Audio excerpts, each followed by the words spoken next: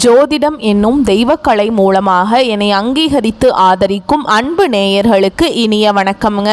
மகர ராசிக்கு இந்த பதிவு மூலம் அப்படி என்னதான் சிறப்பாக இருக்குது அப்படிங்கிறத பார்க்குறதுக்கு முன்னாடி எம்பெருமான் முருகப்பெருமானின் ஆசீர்வாதம் உங்களுக்கு முழுமையாக கிடைக்க நான் சொல்லும் மந்திரத்தை நீங்களும் 3 முறை சொல்லிக்கிட்டே உங்களால் முடிஞ்சதுன்னா கமெண்ட் பாக்ஸில் ஒரு முறை கமெண்ட் பண்ணுங்க.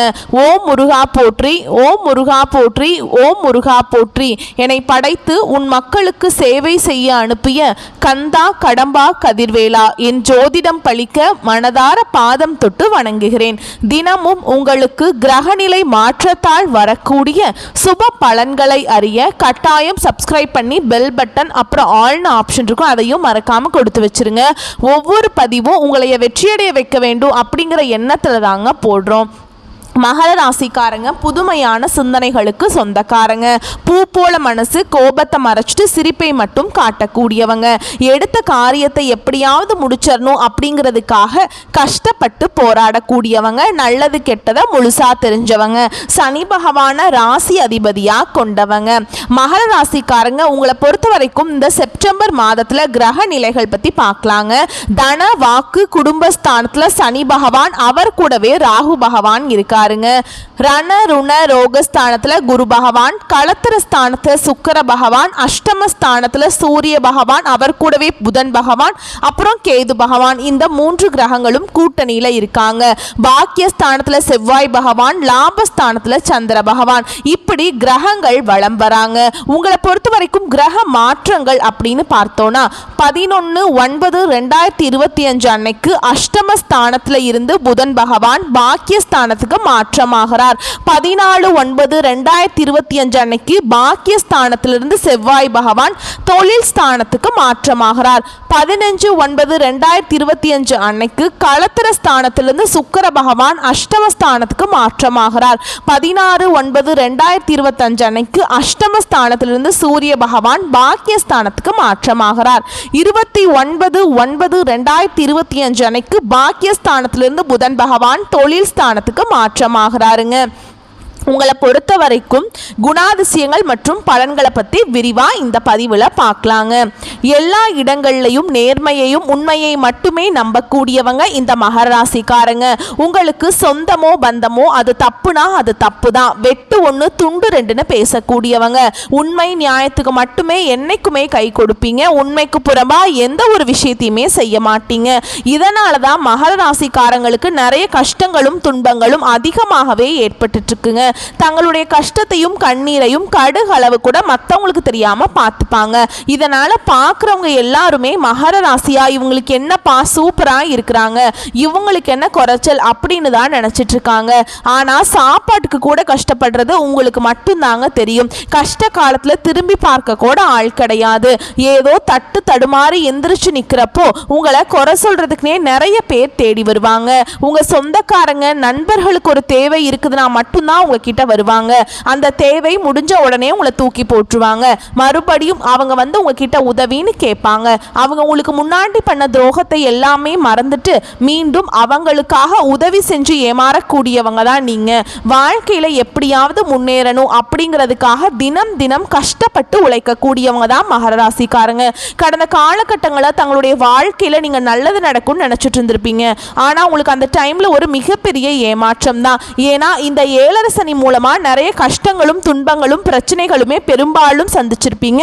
மகர ராசிக்காரங்க கடந்த காலகட்டங்களில் சொந்த பந்தத்தை இழந்தாங்க, சொத்துக்களை இழந்தாங்க, தனக்கு நெருக்கமா இருக்கக்கூடிய உறவுகளையுமே இழந்தாங்க. கடைசியா நான் மட்டும்தான் எல்லாத்தையுமே இழந்துட்டு நிக்கிறதா இருக்குது, எனக்கு உயிர் வாழவே பிடிக்கலன்னு சொல்லிட்டு இருக்காங்க. இதுக்கு மேலே என்னால் வாழவே முடியல சாமி, தயவு செஞ்சு என்னை வந்து உன் கூடையே கூட்டிகிட்டு போயிரு. நான் இவ்வளவு கஷ்டப்பட்டதுக்கப்புறம் எனக்கு வாழ்க்கையில் வாழணுங்கிற எண்ணம் சுத்தமாகவே போயிருச்சு. உங்கள் மனசில் கவலையும் துன்பமும் தாங்க அதிகமாகவே இருக்குது. நீங்கள் செய்யக்கூடிய ஒவ்வொரு விஷயத்தையுமே தடுப்பதற்கும் உங்களை அவமானப்படுத்துவதற்கும் இங்கே நிறைய நபர்கள் வந்து முயற்சி பண்ணிகிட்ருக்காங்க. இது எல்லாமே தெரிஞ்சுமே கூட நீங்கள் என்னமோ பண்ணுங்க எனக்கு என்ன வந்துச்சு அப்படின்னு தன்னுடைய வேலையில் மட்டும் என்றைக்குமே குறிக்கோளாக இருக்கிறவங்க தான் நீங்கள். ஏன் எனக்கு மட்டும் ஏன் இவ்வளவு கஷ்டம் வருது, என்னோட வாழ்க்கையில் நான் யாருக்குமே கெடுதலையோ கஷ்டத்தையோ துன்பத்தையோ கொடுத்ததில்லை, எனக்கு மட்டும் ஏன் இந்த மாதிரியெல்லாம் நடந்துட்டுருக்கு அப்படின்னு தான் நிறைய நபர்கள் சொல்லிட்டு இருக்கீங்க.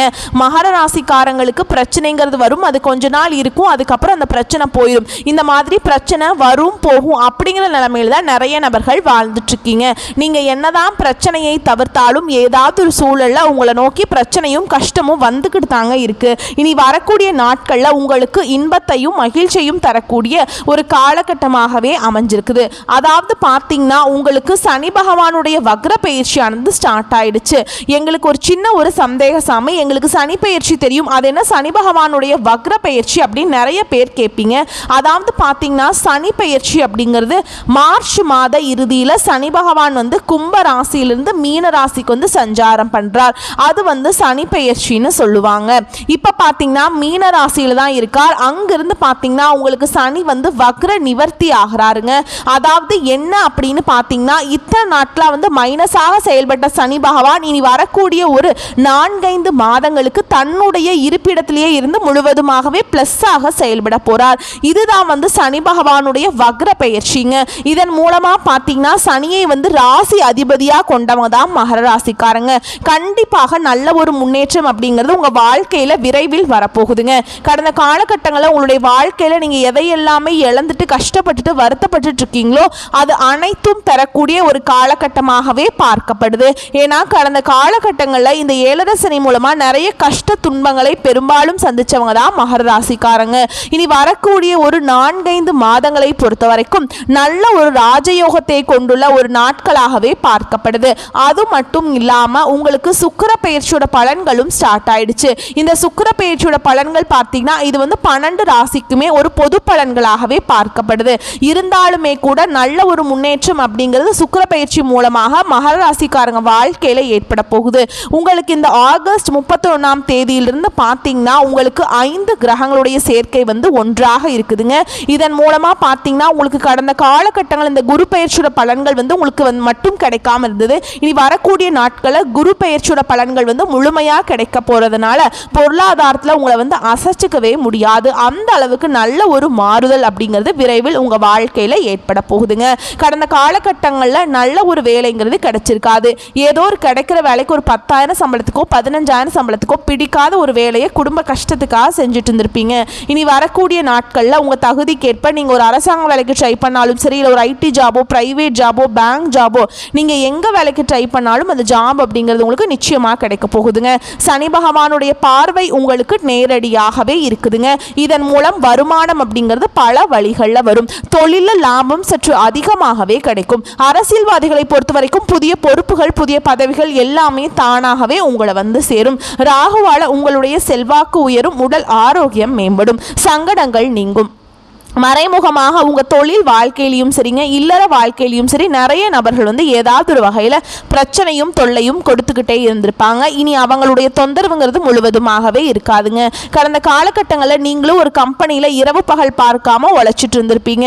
உங்களுடைய சொந்த கம்பெனியாக நினச்சி வேலை செஞ்சுருப்பீங்க. ஆனால் உங்களுக்கு இது நாள் வரைக்கும் சரியான ஒரு அங்கீகாரம் அப்படிங்கிறது கிடைச்சிருக்காது. ஆனால் இனி வரக்கூடிய நாட்களில் உங்களுக்கு சம்பள உயர்வு பதவி உயர்வு உங்களுக்கு மேல் இருக்கக்கூடிய அதிகாரிகளுடைய ஆதரவு கொண்டு உங்களுக்கு விரைவில் கிடைக்க போகுதுங்க.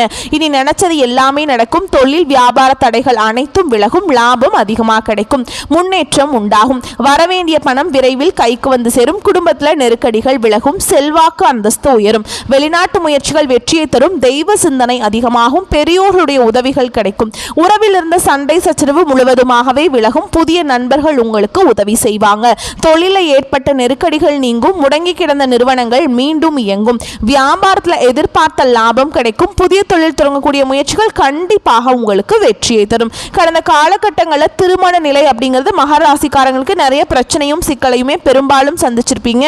இதில் குறிப்பாக பார்த்தீங்கன்னா பெண்களுக்கு ஏதாவது ஒரு வகையில் திருமணம் அப்படிங்கிறது அடைஞ்சிருது. ஆனால் ஆண்கள் தான் ரொம்ப ரொம்ப பாவம். ஏன்னா வயது பார்த்தீங்கன்னா 30, 33, 35, 38 வயது வரைக்குமே நிறைய ஆண்கள் வந்து திருமண நிலையை அடையாமல் கஷ்டப்பட்டுட்டு இருக்கீங்க. அடிச்சு பிடிச்சி நிச்சயதார்த்தம் வரைக்கும் போனால் கூட அக்கம் பக்கம் இருக்கிறவங்க தெரிஞ்சவங்க யாராவது வந்து ஏதாவது ஒன்று சொல்லி வந்து அதை கெடுத்து விட்டுருவாங்க. இருந்தாலுமே கூட உங்களுக்கு வரக்கூடிய நாட்களில் நீங்கள் எதிர்பார்த்த மாதிரியே நல்ல ஒரு வரன் அப்படிங்கிறது விரைவில் உங்களுக்கு அமைய போகுது. வாழ்க்கை துணையை இழந்த மகர ராசி ஆண்களோ பெண்களோ அடுத்து வந்து இரண்டாவது திருமணம், அதாவது செகண்ட் மேரேஜ் பண்ணலாமா வேண்டாமா அப்படிங்கிற ஒரு மிகப்பெரிய குழப்பத்தில் இருப்பீங்க. அப்படி இரண்டாவது திருமணம் பண்ணும்போது சொந்தக்காரங்க தப்பாக பேசிடுவாங்களா, இல்லை ஊர்க்காரங்க தப்பாக நினச்சிருவாங்களா, இல்லை நம்ம கேரக்டரை தப்பாக சொல்லிடுவாங்களா அப்படின்ட்டு நிறைய நபர்கள் வந்து பயந்துக்கிட்டு இரண்டாவது திருமணத்தை பற்றி யோசிக்காமல் இருக்கீங்க.